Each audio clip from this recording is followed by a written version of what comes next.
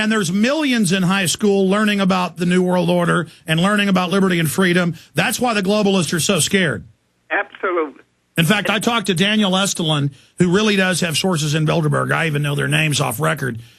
And he said in 2006, they were deathly afraid of Ron Paul. Then again in 2008. And they said, we may have to take him out. And I brought this up to your brother, and he knows this is a reality.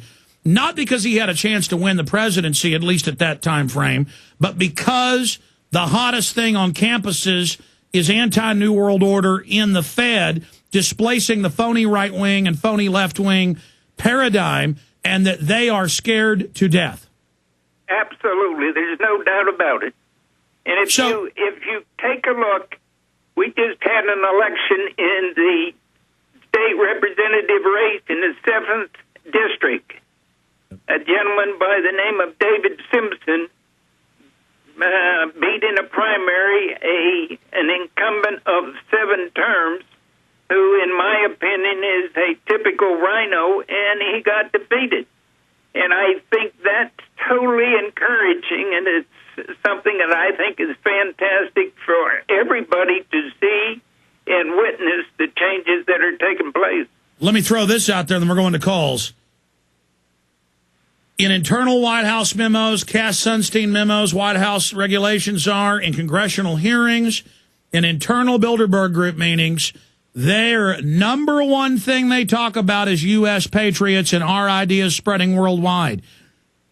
We are the only thing standing between the globalist and world domination and the hellish eugenic system they want to set up. I want listeners to really have a gut check moment. That's not rhetoric you just heard. That's not hype. This is the truth. We are all that stands between humanity and absolute dehumanization. This is the most scientific, most wicked group humanity has ever faced. And we are having an effect to the point of, in their top councils, they are afraid because they know that we know that they are a pack of criminals and illegitimate. And if we keep carrying this message, and if they can't demonize us, which they're trying to do, they're going down. Let's go ahead and take a call. Pat in California, you're on the air. Hey, Alex, how you doing? Good, go ahead. Okay, hey, real quick. You had a gentleman on yesterday, the Marine, who said he was kind of like readapt and was kind of fed up. Now, hey, I want to use him for precedence because basically I'm a union plumber laid off, San Jose. They told us no work for 2 years. They're going to try to jam this health care bill down our throat with, 300 and some things, taxes. Everybody's losing their job. There's no work. That then takes the union health care you paid for. Yeah, it's unbelievable. I pay $10.46 an hour. It's ridiculous. I know. But what I see is, who's going to pay for this? Are they insane? I really believe that we need to peacefully get up, if they pass this health care bill, and get to the streets peacefully and say, this is enough. All right, stay there. I'm going to come back to you, Pat, let you finish up and go to Wayne Paul. We're going to keep him 5 minutes of the next hour if we can do that. Then we're going to get Bob Chapman on for news blitzes and the economy. We'll be right back. But going back to Pat, Pat, I understand you can't be pushed any further. You don't have money to pay. 800 cities plus or sanctuary cities. The illegals don't get arrested for no driver's license or insurance or drunk driving. You do. They're saying they're going to take, even if they make you lose your job, they're going to take your money that they made union people pay into all these years. That's in the health care bill. They're going to take away your good health care. They're talking about taking people's money markets and the government not insuring it. They're saying they're going to take pension funds and then only pay you part of it back. I mean, Wayne Paul, I'm even blown away by how criminal this government is. It does appear they've gone insane and are trying to make people revolt. Wayne Paul. And I think that is true. You want to have peaceful resistance using liberty and freedom as your basis, and you want to oppose the tyranny that's being put upon us by our present government. They would just as soon that you turn around and try to riot in the streets, then they would have an excuse to put us all in prison. But the answer is peaceful resistance through education and voicing the right of liberty through the Constitution, creating the freedoms we need to live on a daily basis. But what Pat's saying is, what happens is he goes bankrupt, and then they show up to throw him out of his house when they're taxing him for a banker bailout that was never used for his house. I mean, what happens when we have 10 times as many homeless people on the street? I don't have an answer for that, because that's a real possibility, and it's something that we have to individually help each other as much as possible. We're going to find communities taking care of communities pretty soon. The wealthiest nation in the world, the apple of the planet's eye, in just a few decades, taken over like Nigeria or Greece and bankrupted by the criminal banks. I mean, this has been a premeditated heist. Anything else, Pat? Hey, Pat. Yeah, sorry about that, Alex. Hey, 2 weeks ago, I went to the courthouse to stop my house at auction. Okay? I filed a civil suit. People don't know the rules about asking for the original docs and all that, and I was talking out loud, and next to me was the guy in a suit. So I started talking to him about the Federal Reserve. Ended up, he was from Chase, one of the guys supposed to buy my house. And I said, do people understand what's going on? And he looks at me and says, 90% of them have no clue.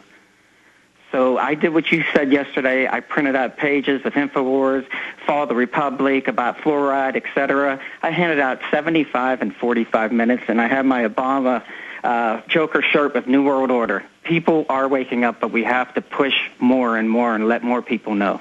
And if everybody does that, it's unstoppable. Thanks, Pat. Quick comment from Jacob. We'll come back and comment one more segment with Wayne Paul. Jacob, New York, you're on the air. Talk to you. Just got a quick little rant here. You know, I got in trouble when I was a kid, and that felony caused me not to be able to vote, not to have any say in this government, and it just sickens me that this country's being ran by criminals, and I can't even express my word in government because of one mistake when I was a child. And that's all I got to say, Alex. Thanks for having me on. I appreciate your call. And now the government's passing laws where you can't have burglar bars in your house. Again, anything you can imagine a criminal government would do. Get in their mindset. If you're a criminal and you run things, what would you do? And then that's what they're doing. It's unbelievable. Back in 70 seconds with Wayne Paul. When Wayne Paul was on 6 months ago, we couldn't get into it, but he has a case with the IRS himself. He wants to tell you about that now. Then Bob Chapman's coming up. Wayne, break down your saga with these scallywags. Approximately 6 months ago, I was asked to be a witness in a trial in federal court in Las Vegas, Nevada, dealing with 17 people who were contracting with each other under a gold and silver coin contract, which is authorized under Title 31 of the U.S. Code. At that time, or prior to that time, of those 17, 13 were acquitted by a jury. The remaining 3 or 4 had hung juries, and the government came back 6 months ago now and tried these people for willful failure to file a tax return. And it's all based upon the fact that you and I can have an agreement to do a work. I can hire Alex to film me, and I'll pay him $50 in coin money. And there's even a congressional law, even the Las Vegas Review-Journal admitted, from the 80s, stating that you're absolutely allowed to do that. Sure. It was, yeah, absolutely. It's 1985. And that was the Gold Bullion Act and the Silver Eagle Act, which was the two deals that my brother was involved in order to get it passed in Congress. And what's happened since then is, in the case that I was a witness for, I spent about 7.5 hours over 2 days on the stand as a witness for one of the defendants.